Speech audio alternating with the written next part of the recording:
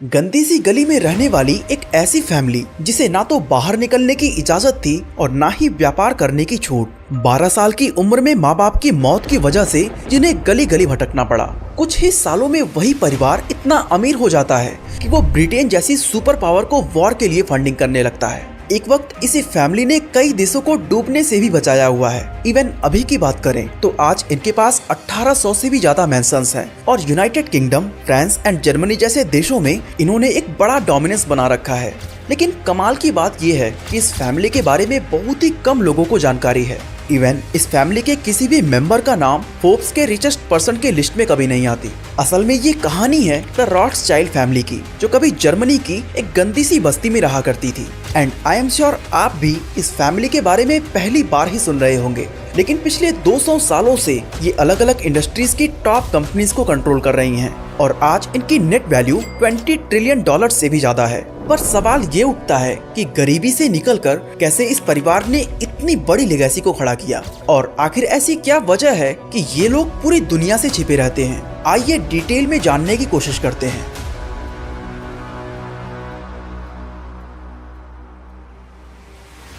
दोस्तों, दुनिया की इस रिचेस्ट फैमिली की कहानी शुरू होती है 23 फरवरी 1744 को, जब फ्रैंकफर्ट जर्मनी की एक जूइश फैमिली में मेयर एम्सेल रॉथस्चाइल्ड का जन्म होता है। उस समय यूरोपियन सिविलाइजेशन में पॉलिटिक्स को सबसे ऊपर माना जाता था, जिसके शिकार होते थे जूइश लोग, क्योंकि वहाँ पर एक परसेप्शन बन चुका था कि जो लोग क्रिश्चियनिटी को नहीं मानते वो सभी लोग सोसाइटी के लिए एक बहुत बड़ा खतरा हैं। इस परसेप्शन की वजह से जूइश लोगों पर इतना अत्याचार हुआ कि ये सभी लोग सिमटकर फ्रैंकफर्ट के जुडेन गैस नामक एक छोटी सी गली में रहने लगे। आपको जानकर हैरानी होगी कि इस छोटी सी तंग गली में 3000 से भी ज्यादा जूइश रेसिडेंट्स रहा करते थे। मेयर एम्सेल रॉथस्चाइल्ड अपने परिवार के 30 लोगों के साथ इसी गली के अंदर एक 11 फीट चौड़े घर में रहा करते थे। मेयर एम्सेल के पिता एम्सेल मोजेस रॉथस्चाइल्ड गुड्स ट्रेडिंग और करेंसी एक्सचेंज का बिजनेस किया करते थे। साथ ही वो यूरोपियन डायनेस्टी प्रिंस ऑफ हेस के लिए कॉइन्स के पर्सनल सप्लायर के रूप में काम करते थे। उस समय जूइश के पास बिजनेस के कुछ ज्यादा ऑप्शंस नहीं होते थे, क्योंकि किसी भी इंडस्ट्री में इन्हें फलने फूलने नहीं दिया जाता था, एक्सेप्ट वन इंडस्ट्री जो था पैसा। अब वो चाहे करेंसी एक्सचेंज हो, मनी लैंडिंग हो या कॉइन सप्लाई, पैसे से रिलेटेड बिजनेसेस को क्रिश्चियंस बहुत बड़ा अपराध मानते थे। इसलिए जूइश लोगों को इस बिजनेस में करियर बनाने का एक बहुत ही अच्छा मौका मिल चुका था, जिससे वो इसमें एक्सपर्ट होते चले गए। एम्सेल का व्यापार भी बहुत ही अच्छा चल रहा था और उनका परिवार अब एक बेहतर लाइफ गुजारने लगा था। लेकिन साल 1755 में स्मॉल पॉक्स एपिडेमिक की वजह से एम्सेल मोसेस रॉथस्चाइल्ड का मौत हो गया। उस समय उनकी उम्र मात्र 44 साल की थी। पिता के इस अचानक मौत से मेयर एम्सेल रॉथस्चाइल्ड और उनके भाइयों पर बहुत ही गहरा असर पड़ा। लेकिन ये उनके दुखों का अंत नहीं था, क्योंकि पिता की मौत के 1 साल बाद उनकी मां ने भी दुनिया को अलविदा कह दिया था। उस समय मेयर रॉथस्चाइल्ड की उम्र मात्र 12 साल की थी और वो येशिवा नाम के एक ट्रेडिशनल जूइश एजुकेशनल इंस्टीट्यूट में पढ़ा करते थे। लेकिन पेरेंट्स के मौत के बाद उन्हें पढ़ाई छोड़नी पड़ी और अब वो अपने रिश्तेदारों के पास रहने लगे थे। कुछ समय बाद इनके रिलेटिव्स ने इन्हें जर्मनी के एक दूसरे शहर हैनोवर में भेज दिया था, ताकि वहाँ एक Jewish banking house Simon Wolff Oppenheimer में काम करके ये अपना खुद का खर्च उठा सके। एक 12 साल के बच्चे के लिए ये वक्त बहुत ही स्ट्रगलिंग था, लेकिन यही जॉब इनके लिए लाइफ चेंजिंग साबित हुई, क्योंकि यहाँ पर काम करते हुए इन्होंने फॉरेन ट्रेड एंड फाइनेंस के बारे में जानकारी हासिल की। साथ ही एंशिएंट रोम में पाए जाने वाले रेयर कॉइन्स के बारे में सीखा। रेयर कॉइन्स मतलब historical and very old coins जो लुप्त होने की कगार पर होते हैं और रेयर होने की वजह से इनकी वैल्यू बहुत ज्यादा होती है। लगभग 6 साल यहाँ पर काम करने के बाद मेयर अपने भाइयों के पास फ्रैंकफर्ट वापस लौटने का फैसला करते हैं और 1763 में एट द एज ऑफ 19 ये अपने शहर वापस लौट जाते हैं। यहाँ आकर इन्होंने रेयर कॉइन में ही डील करना शुरू कर दिया था, जिसमें उनको काफी ज्यादा प्रॉफिट होने लगा और वो धीरे धीरे अपने इलाके के अमीर लोगों में गिने जाने लगे थे। कुछ ही समय में ये यूरोप की सबसे बड़ी रॉयल फैमिली के साथ काम करने लगे और ये क्राउन प्रिंस विल्हेम ऑफ हेस के भरोसेमंद लोगों में से एक बन चुके थे। इन दोनों के बीच एक अच्छा व्यापारिक संबंध बन चुका था, जिससे मेयर उनकी सारी वेल्थ और फाइनेंसेस को भी मैनेज करने लगे। इसी दौरान मेयर ने एक छोटी सी स्ट्रेटजी से अपनी वेल्थ को कई गुना बढ़ा लिया था और वो स्ट्रेटजी थी गोल्ड खरीदना। दोस्तों, होता कुछ यूँ था कि जब भी प्रिंस विल्हेम सोना खरीदने के बारे में विचार करते थे तो मेयर ऑलरेडी खूब सारा सोना खरीद कर बैठ जाते थे। बाद में जब मार्केट में ये खबर पहुंचती थी कि प्रिंस बड़े अमाउंट में गोल्ड खरीदने वाले हैं, तो अचानक से उसका प्राइस बहुत ज्यादा बढ़ जाता था। और उसी वक्त मेयर अपने सोने को बेचकर खूब सारा प्रॉफिट कमा लेते थे।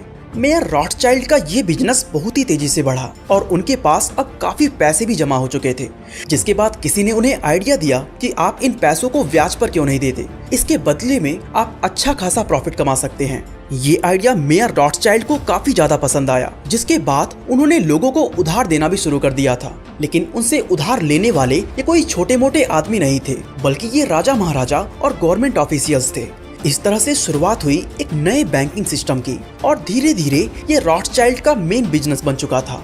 साल 1770 में मेयर ने गडल स्नैपर नाम की एक महिला से शादी कर ली, जो एक मनी एक्सचेंजर की बेटी थी। कुछ सालों के अंदर उनके 10 बच्चे हो जाते हैं, जिनमें 5 बेटे और 5 बेटियां थीं। इसके बाद आता है साल 1785, जब मेयर जुडनगेस की तंग गलियों से निकलकर एक बड़े और हवादार घर में सांस लेने की सोचते हैं और एक बड़े से 5 मंजिला बिल्डिंग में शिफ्ट हो जाते हैं, जिसमें जर्मन अमेरिकन बैंकर और बिजनेसमैन जैकोब स्किप की फैमिली रहा करती थी। इस बिल्डिंग को ग्रीनसील्ड हाउस के नाम से जाना जाता था। मेयर रॉथस्चाइल्ड अपने बेटों को बचपन से ही मनी क्रिएशन एंड मैनिपुलेशन के बारे में सिखाया करते थे। जब वही बच्चे थोड़े बड़े हुए तो जर्मनी के अंदर इनका बैंक एक बहुत बड़ा लेंडर बन चुका था। इसी दौरान इन्होंने अपने इस व्यापार को दुनिया के दूसरे देशों में फैलाने का सोचा, जिसके लिए इन्होंने अपने बेटों को अलग अलग जगहों पर भेज दिया। मेयर का पहला बच्चा एम्शेल फ्रैंकफर्ट में ही रुक जाता है। वहीं उन्होंने दूसरे बच्चे सोलेमॉन को वियना भेज दिया, चौथे बच्चे कार्ल को नेपल्स और 5वें बच्चे जैकोब को पेरिस, जिन्हें जेम्स के नाम से भी जाना जाता है। इन 5 बेटों में मेयर का तीसरा बेटा नेथन रॉथस्चाइल्ड बहुत ही ज्यादा चालाक था।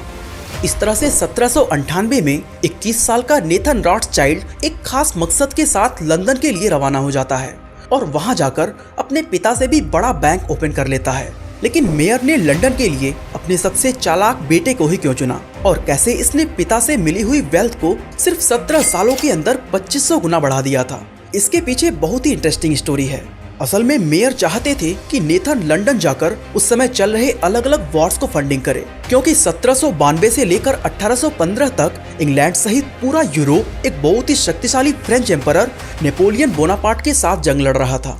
अपने फायदे के लिए रॉथस्चाइल्ड ने इस वॉर को बखूबी इस्तेमाल किया। वो गवर्नमेंट्स को फंडिंग करने लगे ताकि वो युद्ध के लिए हथियार या बाकी की जरूरी चीजें खरीद सके।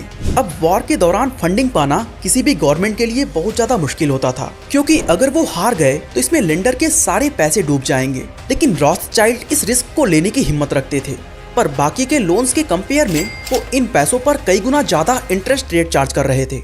गवर्नमेंट के पास इनसे पैसे लेने के अलावा और कोई दूसरा ऑप्शन था भी नहीं, इसलिए वो इनसे लोन लेते गए और रॉथस्चाइल्ड भारी प्रॉफिट कमाते गए। साल 1815 में अकेले रॉथस्चाइल्ड ने ब्रिटेन को 9.8 मिलियन पाउंड का लोन दिया था, जो उस वक्त एक ह्यूज अमाउंट होता था। इस वॉर में उन्होंने एक ऐसी नई स्ट्रेटजी को अपनाया था जिसने उनका प्रॉफिट और भी कई गुना बढ़ा दिया था। एक्चुअली रॉथस्चाइल्ड ने एक ऐसी टीम बना रखी थी जो वॉर रिलेटेड सारी इंफॉर्मेशन इंग्लैंड से पहले इन्हें देती थी। उसी दौरान 18 जून को हुए बैटल ऑफ वॉटरलू से उन्हें खबर मिलती है कि नेपोलियन ये वॉर हार चुका है। अब जैसा कि रॉथस्चाइल्ड ने ब्रिटिश मिलिट्री को फंडिंग की थी, तो ऐसे में ये जीत उन्हें काफी फायदा पहुंचाने वाला था। लेकिन नेथन रॉथस्चाइल्ड ठहरे एक अल्ट्रा लीजेंड आदमी, इसलिए उन्होंने ये अफवाह फैलाना शुरू कर दिया था कि ब्रिटेन ये जंग हार चुका है और ब्रिटिश स्टॉक मार्केट क्रैश करने वाला है। इस खबर के फैलते ही पूरे इंग्लैंड में अफरा तफरी का माहौल बन गया एंड इनकी बातों पर लोग और भी स्ट्रांगली बिलीव करें, इसके लिए इन्होंने अपने कुछ शेयर्स भी बेच दिए। स्टॉक मार्केट क्रैश की खबर सुनते ही बड़ी संख्या में लोगों ने अपने सारे शेयर्स को बेचना शुरू कर दिया था। नेथन रॉथस्चाइल्ड इस गोल्डन अपॉर्चुनिटी का फायदा उठाते हैं। जब सभी लोग अपना पैसा निकाल रहे थे तो उसने एक huge amount British stock market में इन्वेस्ट कर दिया। कुछ समय बाद जब लोगों तक ब्रिटेन की जीत की खबर पहुंचती है तो स्टॉक मार्केट वापस से ग्रो करने लगता है और इससे रॉथस्चाइल्ड को बहुत बड़ा प्रॉफिट होता है। दोस्तों, अगर आप भी स्टॉक मार्केट में इन्वेस्ट करना चाहते हैं तो डिस्क्रिप्शन में दिए गए लिंक से आप फ्री में डीमैट अकाउंट ओपन कर सकते हैं। इस तरह सिर्फ 17 सालों में इन्होंने अपनी वेल्थ को 2500 गुना तक बढ़ा लिया था। नंबर्स की बात करें तो मेयर ने नेथन को 20,000 पाउंड का स्टेक दिया था, जिसे बढ़ाकर इन्होंने 5 करोड़ पाउंड कर दिया था। लेकिन इस वेल्थ को बनाने के लिए नेथन रॉथस्चाइल्ड ने अपने सबसे करीबी लोगों को भी धोखा दिया था। उन पर आंख बंद करके यकीन करने वाले लोगों में Europe Prince William of hash भी शामिल थे। एक्चुअली 1813 में नेपोलियन ने जर्मनी पर भी हमला किया था, लेकिन जर्मनी की हार के बाद विलियम ऑफ हेस को कुछ समय के लिए छिप कर रहना पड़ा। उसी दौरान उन्होंने लंदन में नेथन रॉथस्चाइल्ड के पास 5,50,000 पाउंड भेजे, जो कि आज मिलियंस ऑफ डॉलर्स के बराबर हैं। विलियम ऑफ हेस ने साथ में एक खबर भी भेजा था कि रॉथस्चाइल्ड इन पैसों को ब्रिटिश गवर्नमेंट के बॉन्ड्स और स्टॉक्स में इन्वेस्ट कर दे, लेकिन रॉथस्चाइल्ड ने इन पैसों को इन्वेस्ट करने की जगह खुद के पर्पस में यूज करना शुरू कर दिया था, जैसे कि वॉर के लिए फंडिंग करना। जब नेपोलियन को ब्रिटेन के हाथों जंग में हार मिल गई तो कुछ समय के बाद विलियम ऑफ हेस ने भी अपने राज्य में वापसी कर ली और उस वक्त उन्होंने रॉथस्चाइल्ड से अपना पैसा वापस मांगा। अब रॉथस्चाइल्ड ने विलियम के पैसे तो रिटर्न कर दिए थे, लेकिन सिर्फ 8% के ब्याज के साथ, जबकि युद्ध जीतने के बाद ब्रिटेन की स्टॉक मार्केट इतनी बढ़ चुकी थी कि उस समय थोड़े से पैसे इन्वेस्ट करने वाले लोग भी करोड़पति बन चुके थे। अगर रॉथस्चाइल्ड ने इन पैसों को स्टॉक मार्केट में लगाया होता तो विलियम का अच्छा खासा प्रॉफिट होता। खैर 19वीं सेंचुरी तक रॉथस्चाइल्ड ने अपने बैंकिंग सिस्टम को पूरे यूरोप में फैला लिया था। उसी दौरान उन्होंने नोटिस किया कि पूरे यूरोप में एक इंडस्ट्रियल रिवॉल्यूशन आ चुका है। अब इनके पास पैसे तो पहले से ही थे, तो इन्होंने सोचा कि क्यों ना हम हर तरह के सेक्टर्स में अपने कारोबार को बढ़ाते जाएं। उस समय इन्होंने देखा कि ऑयल इंडस्ट्री और इंडस्ट्रियल माइनिंग जैसे बिजनेसेस में ज्यादा अपॉर्चुनिटी है और इसलिए इन्होंने इन सेक्टर्स में भी पैसे डालने शुरू कर दिए। इन्होंने अजरबैजान में मौजूद दुनिया के पहले तेल के कुएं में एक बड़ा अमाउंट इन्वेस्ट किया था। साथ ही यूरोप की रेलवे लाइन में भी फंडिंग करी। पूरे यूरोप में जगह जगह पोर्ट्स बनाए और कई देशों की गवर्नमेंट्स के साथ मिलकर रोड कंस्ट्रक्शन का भी काम करने लगे। यूरोप के बाकी देशों की तरह ब्रिटेन पर भी रॉथस्चाइल्ड का बहुत बड़ा इन्फ्लुएंस था, जिसकी मदद से ब्रिटिश गवर्नमेंट ने कई सारे बेहतरीन प्रोजेक्ट्स को अपने हाथों में ले लिया था। जैसे कि 1859 में इजिप्ट के अंदर सुएज कनाल का कंस्ट्रक्शन स्टार्ट हुआ था। तब ब्रिटेन को पता था कि ये रूट व्यापार की डेफिनेशन को बहुत ही आसान कर देगा, क्योंकि ये रूट एशिया, यूरोप और अफ्रीका तीनों कॉन्टिनेंट को आपस में जोड़ने वाला था। इसलिए ब्रिटेन चाहता था कि इस रूट में उसकी भी हिस्सेदारी हो, लेकिन इजिप्ट के सुल्तान सईद पाशा की ब्रिटेन से बिल्कुल भी नहीं बनती थी। इसलिए सुएज कनाल को हासिल करना ब्रिटेन के लिए एक सपना सा रह गया। 1869 में फाइनली सुएज कनाल का कंस्ट्रक्शन पूरा हुआ, लेकिन इसके 6 साल बाद इजिप्ट फाइनेंशियल क्राइसिस से जूझने लगा और इसने इस कनाल में अपने शेयर्स को बेचने का मन बना लिया था। अब ब्रिटेन तो पहले से ही इस पर नजर गड़ा के बैठा हुआ था, लेकिन उसके पास इतने पैसे ही नहीं थे कि वो इजिप्ट के इन शेयर्स को खरीद सके। अब इससे पहले कि कोई और देश इस कनाल में अपनी शेयर्स को खरीदे, रॉथस्चाइल्ड ने तेजी दिखाकर बिना किसी डॉक्यूमेंटेशन के 5 मिलियन पाउंड का लोन दे दिया था। दोस्तों 1893 में जब यूएस के अंदर गोल्ड क्राइसिस चल रहा था, तब वहाँ की गवर्नमेंट ने जेपी मॉर्गन से कांटेक्ट करके कहा कि वो जल्द से जल्द गोल्ड का इंतजाम करे। अब ये कोई 10-20 किलो सोना तो था नहीं, गवर्नमेंट ने 1 लाख किलो सोने की मांग की थी, जो कि इस क्राइसिस वाली कंडीशन में नामुमकिन था। काफी सोच विचार के बाद उन्हें समझ आया कि दुनिया में सिर्फ एक ही फैमिली है जो इस डिमांड को पूरा कर सकती है, जो थी रॉथस्चाइल्ड फैमिली। रॉथस्चाइल्ड के पास मानो कोई सुपर पावर मौजूद हो, क्योंकि ये पहले से ही फ्यूचर डिमांड और मार्केट को प्रेडिक्ट कर लेते थे। रॉथस्चाइल्ड पहले ही गोल्ड और सिल्वर माइनिंग के बिजनेस में घुस चुके थे, इसलिए इतने सारे गोल्ड का इंतजाम करना उनके लिए कोई बड़ी बात नहीं थी। ऐसे में कुछ ही समय के अंदर इन्होंने जेपी मॉर्गन को वो सोना सौंप दिया। जिस तरह से आज कोई भी देश जब किसी फाइनेंशियल क्राइसिस से गुजरता है तो वो IMF से लोन मांगता है, वहीं पहले के टाइम रॉथस्चाइल्ड उन्हें लोन दिया करता था। कमाल की बात यह है कि कई बार उन देशों में फाइनेंशियल क्राइसिस की वजह भी रॉथस्चाइल्ड फैमिली ही हुआ करती थी, क्योंकि ऐसा माना जाता है कि जब भी कोई स्टॉक मार्केट क्रैश होती थी तो उसके पीछे इन्हीं का हाथ होता था और पूरे देश को क्राइसिस में ढकेल कर ये खुद प्रॉफिट कमा जाते थे। अपने इसी तरह के बिजनेसेस, कनेक्शंस और स्ट्रेटजीज की वजह से ये पिछले 200 सालों से यूरोप को कंट्रोल कर रहे हैं। आज इनके परिवार में 100 से भी ज्यादा मेंबर्स हैं। लेकिन हैरानी की बात यह है कि जिस तरह से इलोन मस्क, मुकेश अंबानी या वॉरेन बफेट जैसे बिलियनर्स हमेशा सुर्खियों में बने रहते हैं, उस तरह इनमें से कोई भी नजर नहीं आता। यहाँ तक कि अगर कुछ लोगों से पूछा जाए कि क्या आप रॉथस्चाइल्ड को जानते हो, तो उनमें से शायद ही कोई ऐसा होगा जिसका जवाब हाँ होगा। अब ऐसा भी नहीं है कि ये फैमिली अभी अभी लोगों के लिए एक सीक्रेट बनी है, बल्कि शुरुआत से ही ये लोग अपनी पर्सनल लाइफ को छुपाते आए हैं और इसकी सबसे बड़ी वजह थी ब्लड मैरिजेस। असल में जब मेयर एम्शेल रॉथस्चाइल्ड की डेथ होने वाली थी तो उस समय वो अपनी आने वाले जनरेशंस के लिए एक स्ट्रिक्ट इंस्ट्रक्शन छोड़ गए थे कि उन्हें अपने बिजनेस को कैसे संभालना है। इसमें एक तो था कि इस कारोबार में कभी भी घर की महिलाओं की हिस्सेदारी नहीं होगी। फैमिली का हेड हमेशा एक मेल होगा, साथ ही उनका फॉर्चून फैमिली के अंदर ही होगा। इसके लिए उन्होंने एक नया रूल बनाया कि उनके बच्चों की शादियां फर्स्ट या सेकंड कजन से ही होंगी, ताकि घर के अंदर बाहरी लोगों का इन्वॉल्वमेंट ना हो सके। मेयर के इस फैसले के बाद 1824 से लेकर 1877 तक उनकी फैमिली में कुल 36 शादियां हुई थी और उनकी इच्छा के अनुसार इनमें से 30 शादियां फैमिली के अंदर ही हुई। तो सवाल ये उठता है कि अब इनके परिवार में कौन कौन से लोग बचे हैं। तो देखो, रॉथस्चाइल्ड फैमिली इतनी पुरानी है कि अब इनके परिवार में 100 से भी ज्यादा लोग आ चुके हैं, जिनके बारे में एक एक करके बताना पॉसिबल नहीं है। लेकिन अगर एक बेसिक ओवरव्यू लें तो कुछ समय पहले तक इंग्लैंड वाली फैमिली के हेड थे जैकोब रॉथस्चाइल्ड, जिनके 26 फरवरी 2024 को डेथ हो गई, जिसके बाद जैकोब के बेटे नेथानियल रॉथस्चाइल्ड फैमिली हेड बनते हैं, जो इस वक्त स्विट्जरलैंड में रहते हैं और ये electronic components and integrated manufacturing company Volex PLC के सीईओ हैं।